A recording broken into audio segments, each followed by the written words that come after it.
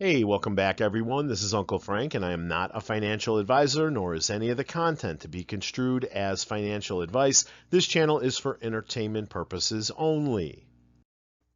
I think you guys are going to like this episode. I've got things in here you won't see anywhere else.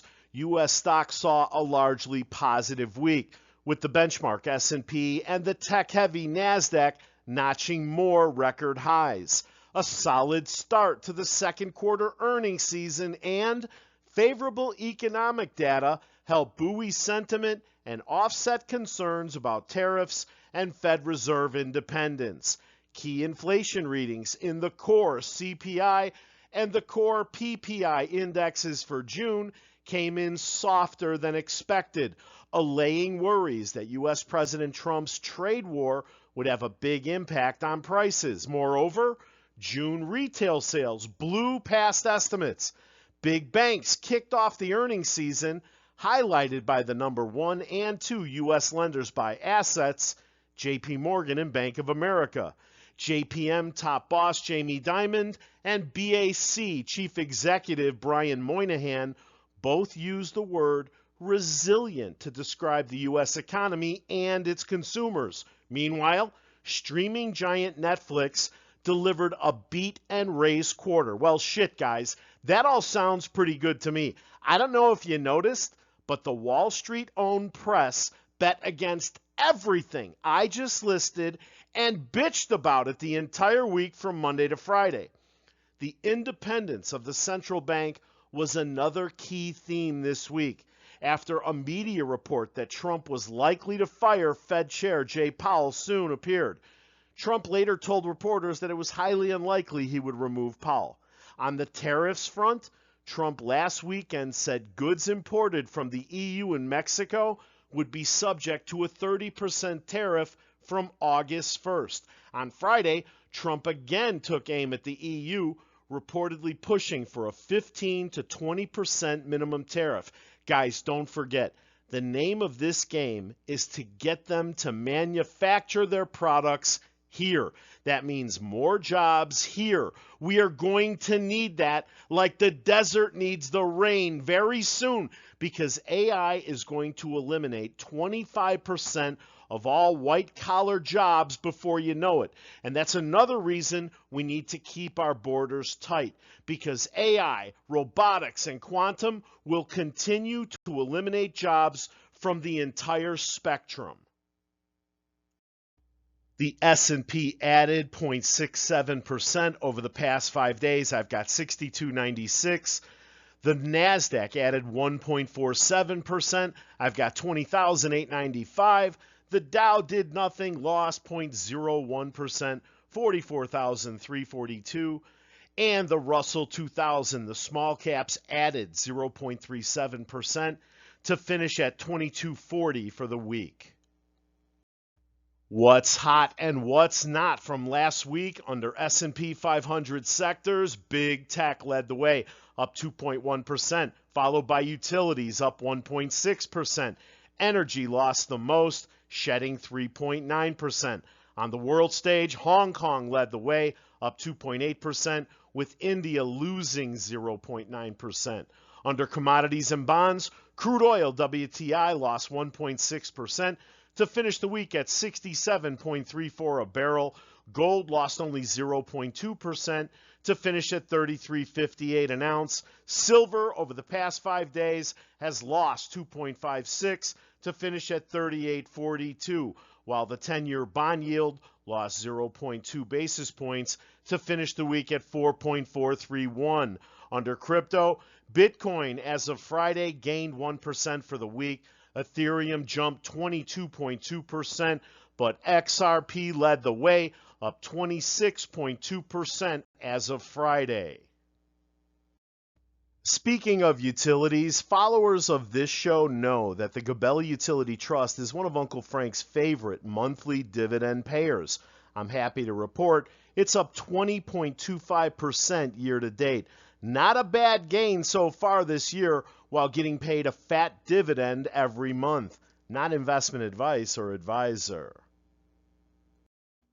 Okay, guys, let's put in the work. At the time of this slide's recording, 9 a.m. Central on Saturday, I have XRP at 341, up 22.89% over the past 7 days. XRP's 2.8% price drop in 24 hours reflects profit taking after a 22% weekly rally, overbought technicals, and cooling ETF-driven speculation. Okay, number one, primary catalyst, post-ETF profit taking.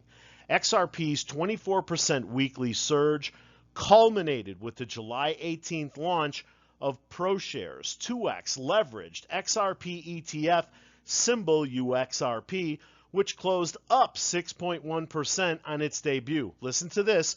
The rally pushed perpetual futures open interest to a record 8.8 billion, creating ideal conditions for short-term traders to book gains. Number two, technical context. Overextended indicators. Key metrics show exhaustion. RSI 7 at 86.7. That's the highest since June's 2025 22% correction. The MACD histogram at 0.1053. That's down 18% from July 17's peak.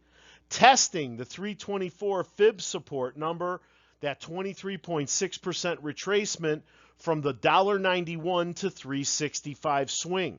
The 348 pivot point became resistance on July 19th, with bears defending the 340 to 345 zone during the Asian and European trading sessions. Guys, write that down. Fib support at 324 and pivot point resistance at 348. Number three, market dynamics. Altcoin rotation stalls.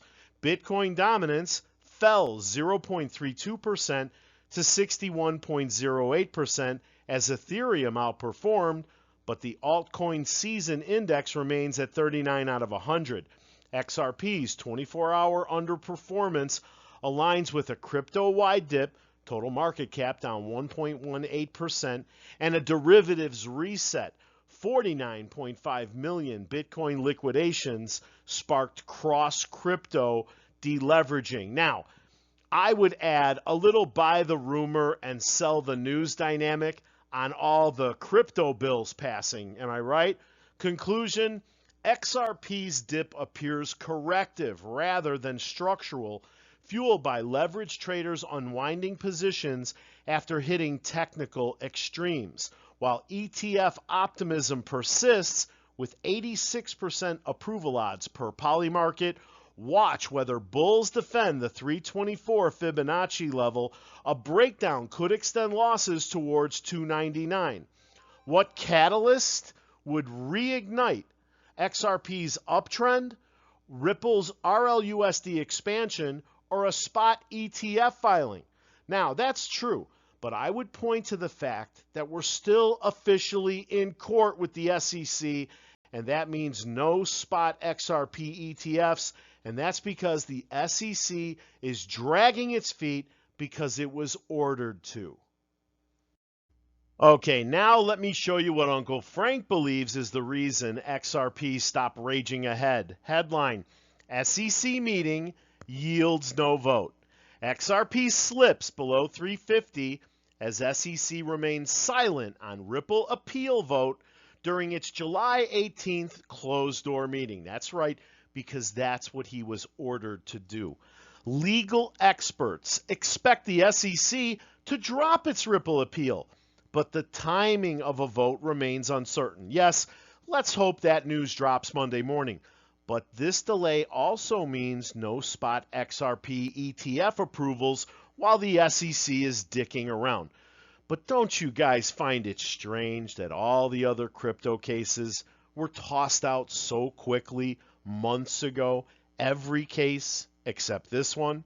Well, I've been telling you for months now that our project has big enemies, starting with Swift and the SEC back in the day when the case against Ripple first started, and right through to the present day, because Wall Street and Washington know better than we do what can happen to Bitcoin, Ethereum, and Solana spot prices and their respective ETFs if you let this monster off the leash. That's right, Those projects have had their day in the sun.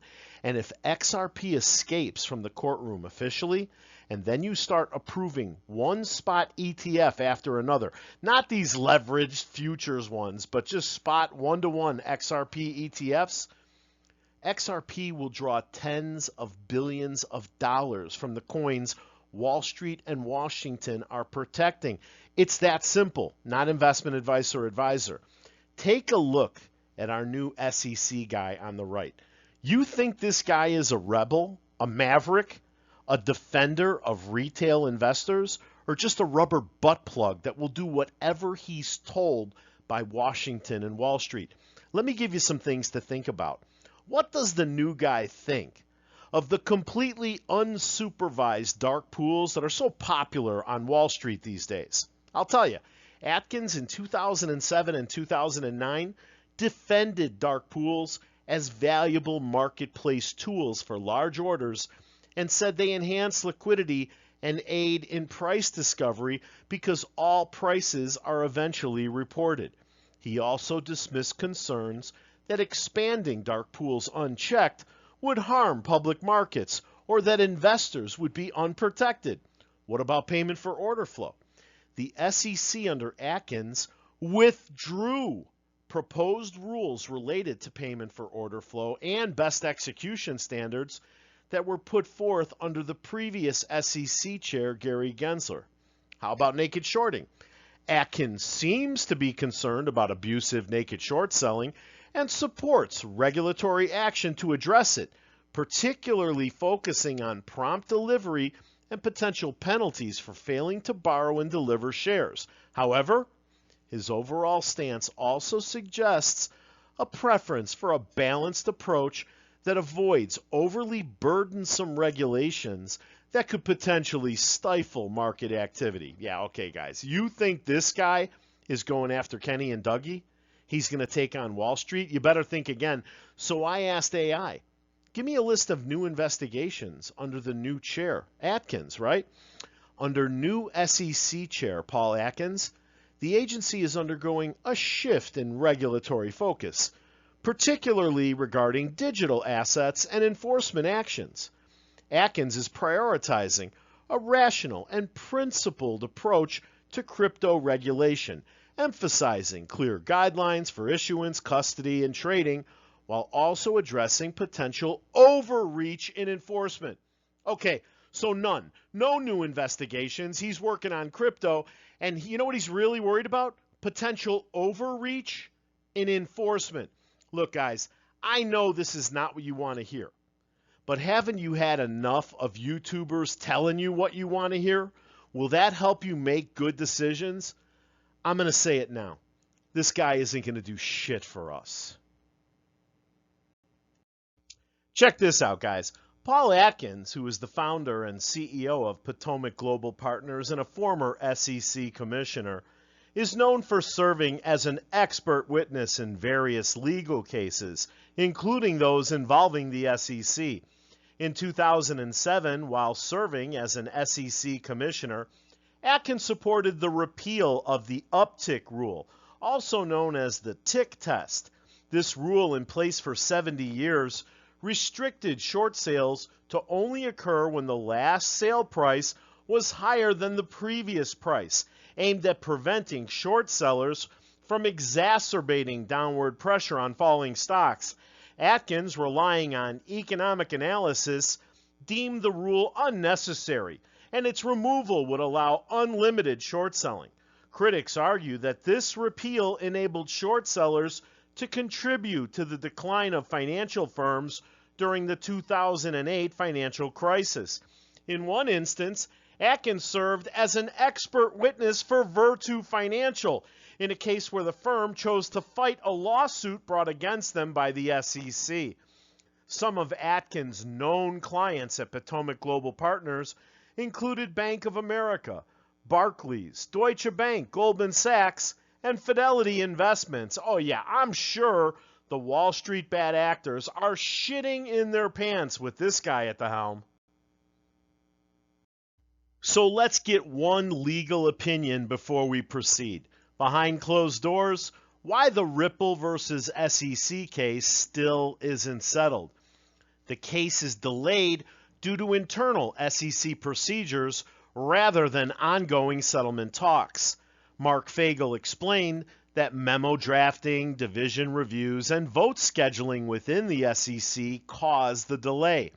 The July closed-door SEC meeting did not include any discussion related to the Ripple versus SEC enforcement action. Ripple has already paid the $125 million penalty in cash, which does not indicate case closure as the appeal is still pending. The SEC's routine internal processes are extending the timeline, and no party is intentionally delaying the Ripple versus SEC settlement.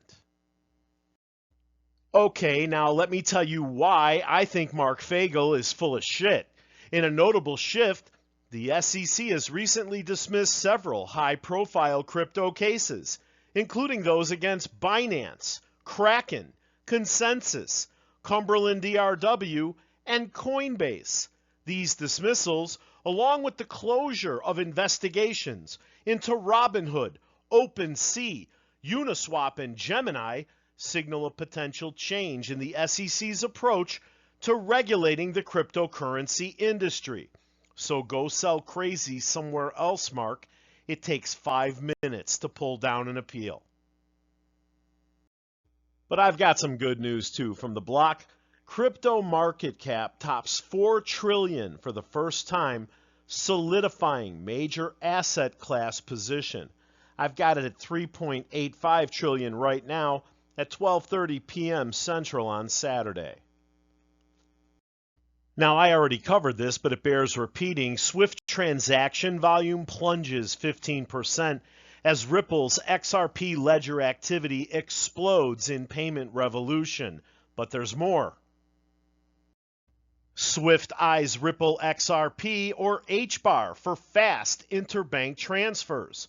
Software developer Vincent Van Code claims financial giant Swift may soon use Ripple and XRP for interbank payments. This potential collaboration would fundamentally reshape global finance, marking a significant shift for the XRP ledger. From CoinGate today, XRP price prediction, bulls target 17 next as active addresses surge 50% and open interest hits all-time high. XRP price eyes a 480% rally to 17 amid a spike in buying pressure and retail interest that has led to a bullish flag breakout. XRP has reached its highest level in 7 years after breaking out of a 7-month consolidation range. A breakout from a bull flag pattern also signals that a 480% surge to 17 is likely. XRP's daily active addresses have surged by 41% in the last 24 hours to 82,000. XRP price is dropping today as the broader crypto market slips, with traders booking profits over the weekend. As of July 19th, XRP was trading at 345, a notable drop from its 24-hour high of 353. Despite this drop, a technical bullish structure remains intact, suggesting that a 480% surge to 17 was close to happening. Not investment advice or advisor. Uncle Frank is moving his 2025 target price from 5 up to 6, and I'm not using the bell curve to arrive at this decision. I'm moving my 2025 target for XRP up to 6 because the XRP community isn't waiting for the government anymore. The number of XRP wallets is on the rise, with a notable increase in both the number of wallets and the number of wallets holding large amounts of XRP. This growth is accompanied by a recent surge in XRP's price and is seen as a positive signal for the cryptocurrency. Increased wallet count. One report indicates that the number of XRP wallets has grown by over 800,000 since the beginning of the year. Whale wallets at record high. A significant development is the increase in whale wallets. those holding at least 1 million XRP. These wallets have reached a record high of 2,743. Growing whale holdings. Not only is the number of whale wallets increasing, but their total XRP holdings are also growing. Institutional interest. The increased wallet activity and whale holdings are partly attributed to growing institutional interest, including the launch of a Canada-based XRP ETF and the integration of XRP into the Lace wallet. Ripple's partnerships with central banks to explore CBDC issuance using the XRP ledger are also contributing to the positive sentiment. I've also shortened my time window on XRP flipping Ethereum. How high does XRP have to go to eclipse Ethereum's market cap? To determine the XRP price needed to exceed Ethereum's market cap, the current circulating supply of XRP and Ethereum's current market cap are needed. XRP's circulating supply is approximately 59.18 billion tokens. Ethereum's market cap is about 428.71 billion. To surpass Ethereum's market cap, XRP's market cap must exceed 428.71 billion. The calculation: Ethereum's current market cap divided by XRP's circulating supply equals XRP's target price. Therefore, XRP needs a price of approximately $7.24 per token to surpass Ethereum's current market capitalization. I say this happens within the next 12 months.